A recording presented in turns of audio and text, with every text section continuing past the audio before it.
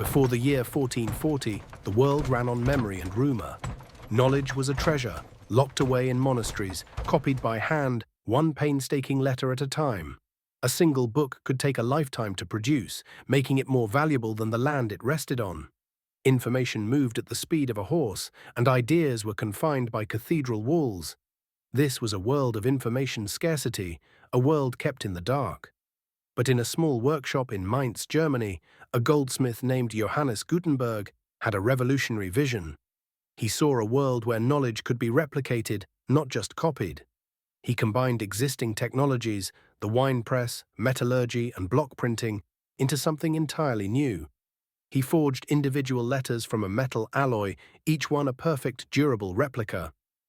These letters, his movable type, could be arranged, inked, and pressed, creating a flawless page in minutes, a task that once took a scribe days.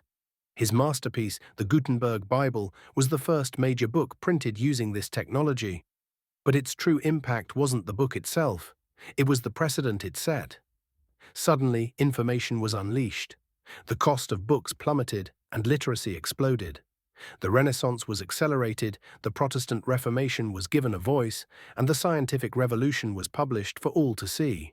From the simple act of pressing ink to paper, Gutenberg didn't just print a book. He ignited the modern world, laying the foundation for our own age of information, one movable piece at a time.